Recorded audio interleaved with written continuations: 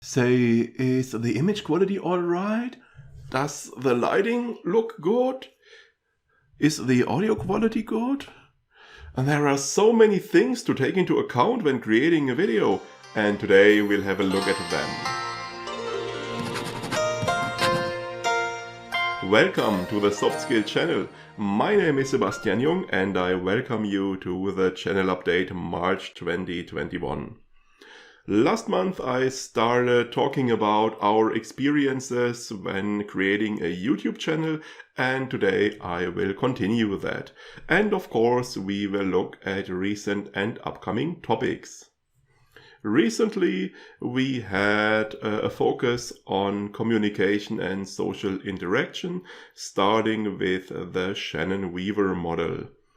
This is one of the most basic and most well-known communication models, and it is also our first communication topic apart from the Schulz von Thun series. And we continued this trend in the following week where we discussed meta communication, which is quite a useful tool for solving problems in communication. And of course, we also had a book review. This time we took a look at Games People Play by Eric Berne. This was quite interesting for me because I had the title and a vague understanding of what it's about on my mind for quite a while, and I always thought, oh, I have to read this, it's probably interesting, and now I finally got the chance, and I think the video also turned out nicely. What topics are to come in the next couple of weeks? We will have another 4-week section, so there will be 4 weeks before the next 4 videos, before the next channel update. And this time we will have a mix of topics, we will have something of everything. Starting with communication again, because we will take a look at the iceberg model. This is also one of the most popular communication models, at least in Germany. If you have any kind of communication workshop, you will first hear about the Shannon-Weaver model, followed by the iceberg model. So it's good to have a look at that. After that, we will switch to work-life balance and personal development, and we will take a look at the 4 burners theory. You might not know this one since it is not such a well-known model, but it is quite interesting and quite helpful, so we will have a look at it.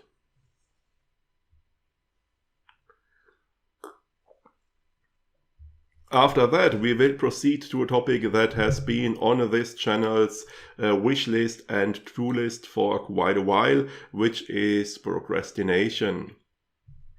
A while back we had a book review of Eat That Frog, which wasn't that helpful in regard to procrastination, but I found a better source, which is this book by German authors Anna Höcker, Margarita Engberding and Fred Rist. It is simply called Procrastination, and it is a psychological book, a psychological manual that describes a program, an anti-procrastination program that therapists can perform with patients who suffer from procrastination.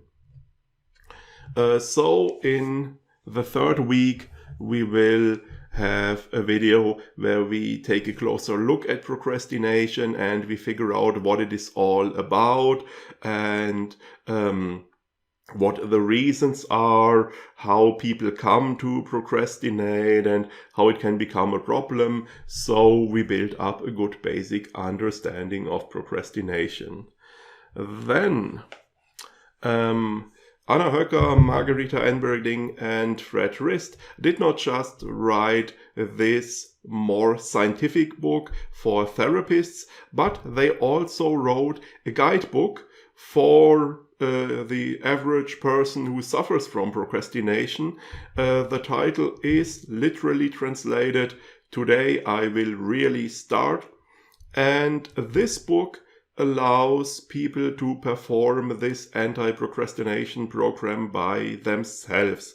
Now, unfortunately, this book, same as the psychological book, is not available in English, so you won't be able to actually perform the anti-procrastination program.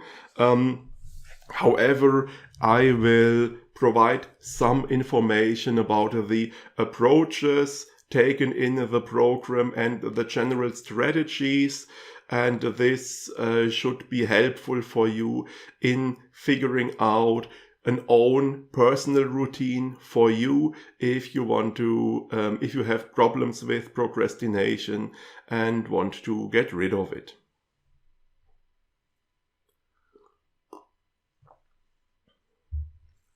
In the last channel update, I started talking a bit about our experiences in starting a YouTube channel, and today I will continue on that topic. Last time we discussed motivation, which is pretty much the most important topic since everything depends on your motivation.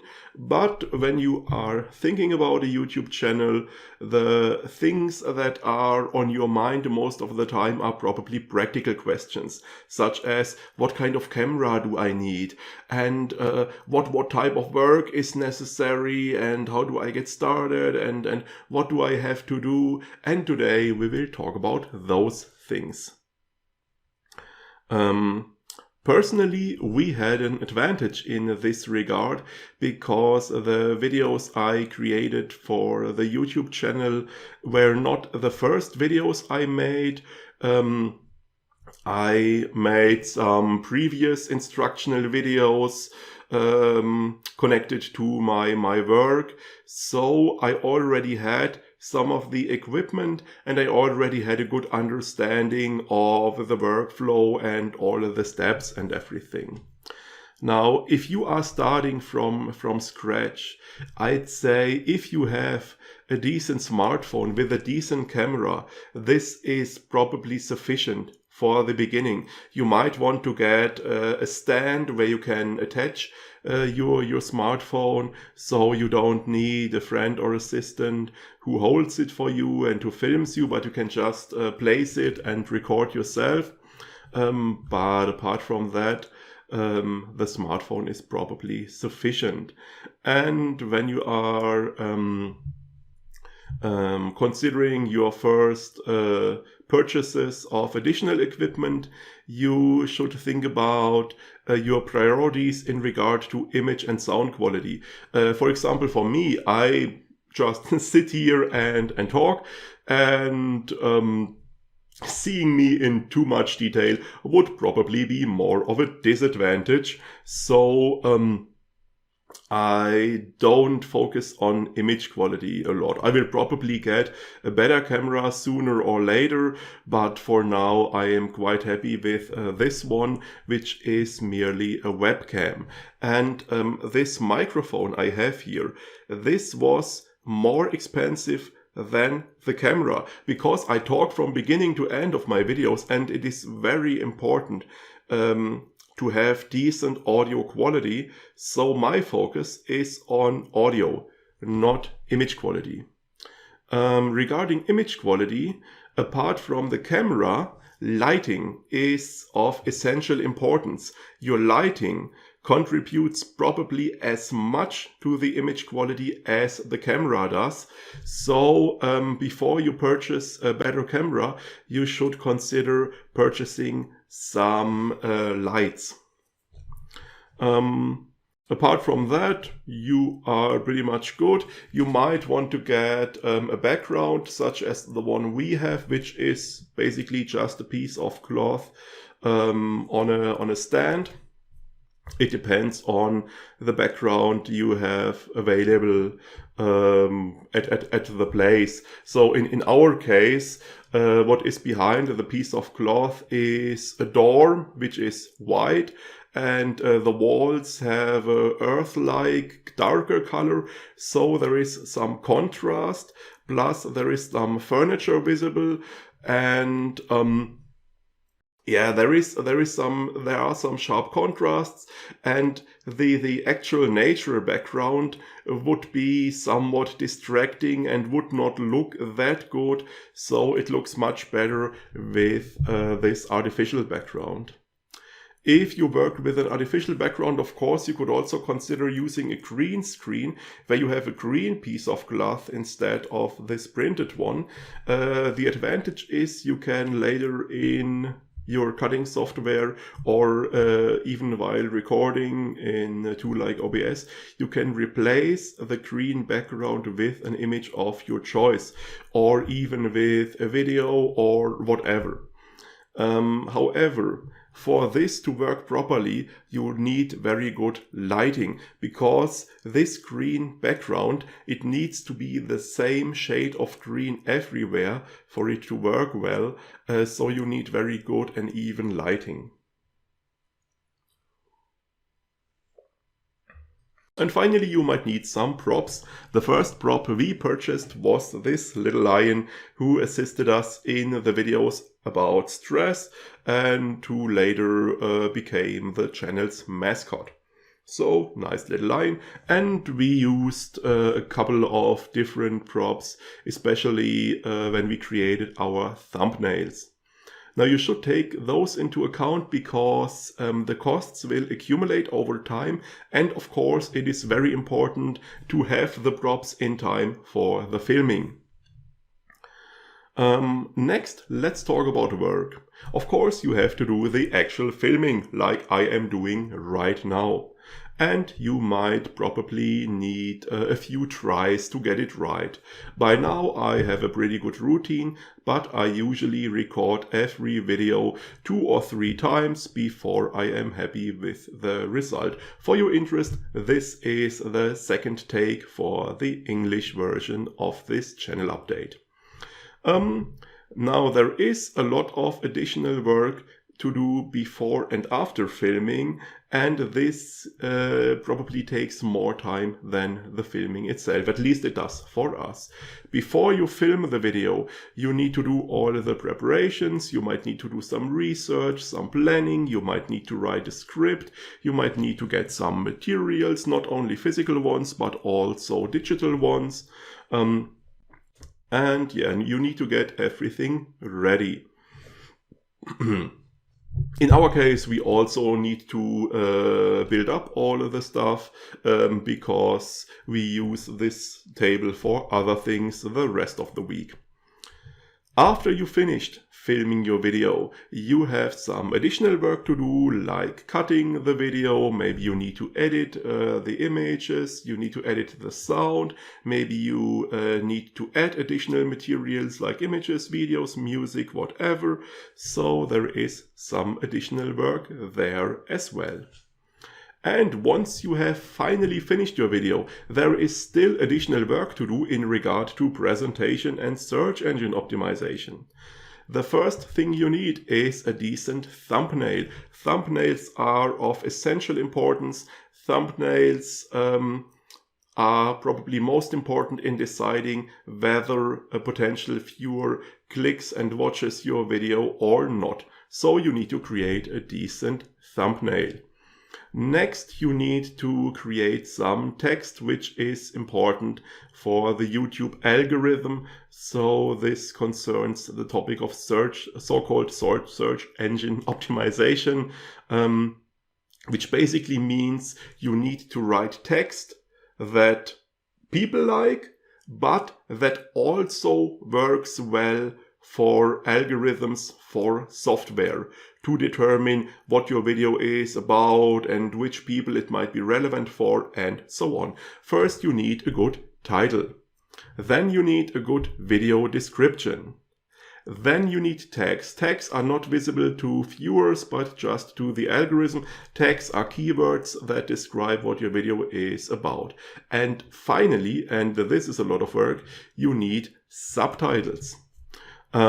Because the algorithm doesn't just look at the different kinds of text you have, like title and description, but also at the actual video and the spoken text in that video, and for that it uses the subtitles. YouTube creates subtitles automatically, and those are pretty good considering they are auto-generated, but of course they contain a lot of errors and mistakes, so least thing you should do is clean them up, correct all the errors, add upper and lowercase letters, add punctuation, and this is a lot of work. For us it takes, I'd say, about 2 hours for one video. Of course, it depends on your workflow. For example, if you write a detailed script and you just read this script aloud during your video, you can just upload this script later. However, if, like I do, you just prepare some keywords, some structure, and you speak freely, then you have to do a lot of work afterwards.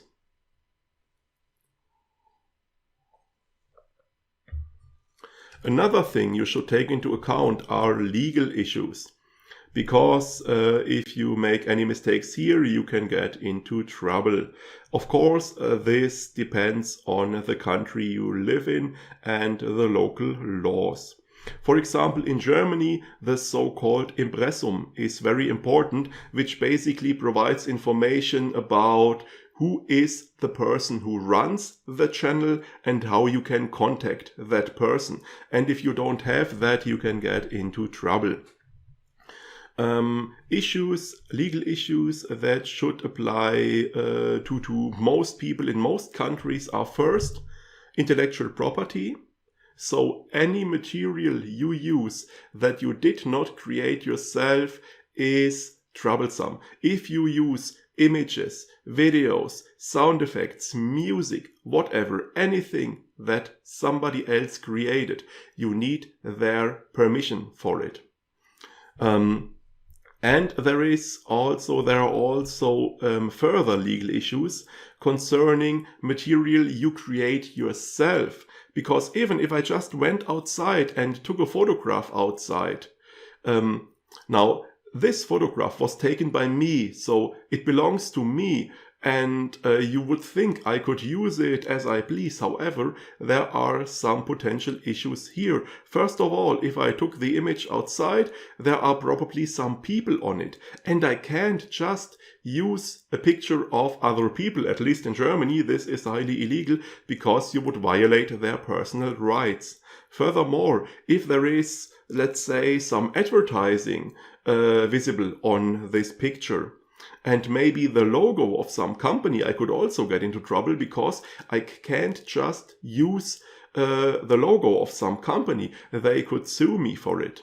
And even buildings might be problematic because some people hold the rights to that buildings and I can't just use the image. So even materials I created myself have certain legal restrictions that I need to be aware of and that I need to be consider.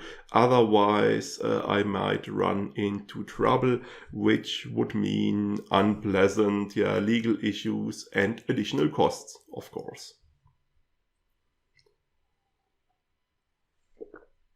And finally, even after you took care of all of that stuff, there is some additional work that might be necessary in addition to creating videos and running the channels. And this is, for example, advertising.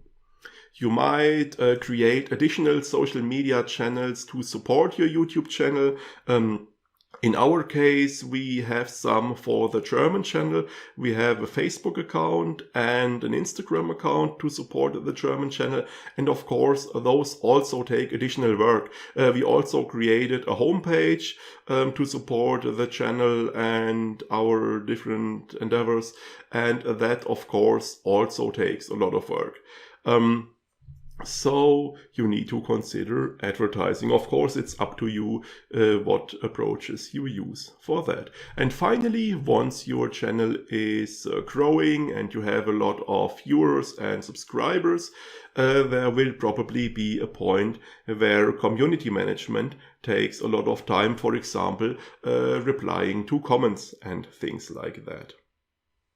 So far, I personally do great community management because I reply to every comment that is posted under my videos. You might want to give that a try. We would also appreciate a like if you enjoyed the video, and if you haven't subscribed to the channel yet, please consider doing so. We would be quite happy to have you as a subscriber. And we would be quite happy if you joined us again next week when we take a look at the iceberg model. For today, I'll take my leave. Have a nice day. See you next time.